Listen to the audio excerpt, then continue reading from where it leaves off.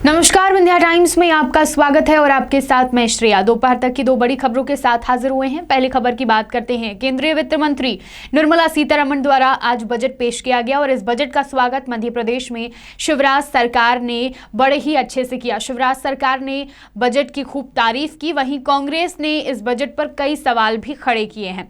आपको बता दें कि प्रदेश के वित्त मंत्री सहित अन्य मंत्रियों ने कहा है कि बजट देश की अपेक्षा पर खरा उतरा है। कांग्रेस ने सवाल किया है कि मोदी सरकार सब कुछ बेचने पर क्यों तुली हुई है। ऐसे तमाम सवाल कांग्रेस का है। बीजेपी सरकार द्वारा बजट पेश होने के बाद मध्य प्रदेश के वित्त मंत्री जगदीश देवड़ा ने कहा कि यह बजट देश के लोगों की अपेक्षा पर खरा उतरा है। आज पूरा देश कोरोना संकट से चिंता में है और यही कारण है कि कोरोना संकट काल के बाद स्वास्थ्य के क्षेत्र में बजट को बढ़ाने का एक बड़ा फैसला लिया गया है। वन नेशन वन कार्ड लागू करने का फैसला लिया गया है और इससे आम लोगों को कहीं भी राशन की सुविधा मिल सकेगी। इस बजट में इंफ्रास्ट्रक्चर पर भी केंद्र सरकार ने फोकस किया है। कई राजमार्गों के निर्माण की मंजूरी दी गई है और इसके साथ ही एकलव्य स्कूल और 100 सैनिक स्कूल खोलने को लेकर भी मंजूरी देना आम लोगों के लिए हितकारी होगा। प्रदेश के वित्त मंत्री जगदीश देवड़ा ने बात कही है। आगे उन्होंने कहा कि रोजगार के मुद्दे पर केंद्रीय वित्त मंत्री का बजट रोजगार के अवसर बढ़ाने में मददगार साबित होगा। आत्मनिर्भर भारत के लिए पीएम मोदी ने पहले ही कई बड़े ऐलान किए हैं और अब आज आत्मनिर्भर भारत को लेकर बड़े प्रावधान किए गए हैं।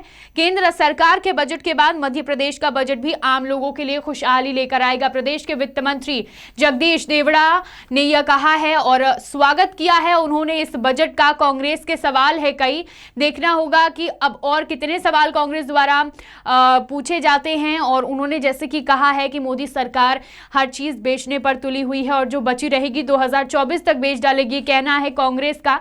तो कहीं ना कहीं तीखे वार भी चल रहे हैं बजट पेश होने के बाद, लेकिन आज बजट पेश कर दिया गया है वित्त मंत्री निर्मला सीतारमण द्वारा। बीजेपी द्वारा इसका खूब स्वागत किया जा रहा है और मध्य प्रदेश में भी बजट को देश के लोगों के लिए लाभकारी बताया गया है। दोपहर तक की दूसरी खबर की बात करते हैं।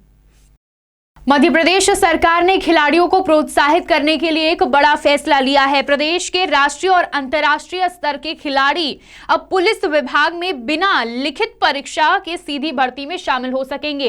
गृह मंत्री नरोत्तम मिश्रा ने इस बात का ऐलान किया है। उन्होंने कहा है कि ओलंपिक, एशियन गेम्स के पदक विजेताओं को सीधे सब इंस्पेक्टर और कांस्टेबल के पद पर भर्ती दी जाएगी। विभाग हर साल 60 खिलाड़ियों की भर्ती करेगा और खिलाड़ियों के चयन के लिए एक अलग चयन समिति बनाई जाएगी। ये समिति खिलाड़ियों को सीधी भर्ती के जरिए सेवा में रखने का फैसला करेगी। राष्ट्रीय स्तर के प्रतिभागियों में पदक जीतने वालों को भी सरकारी सेवा में लाया जाएगा।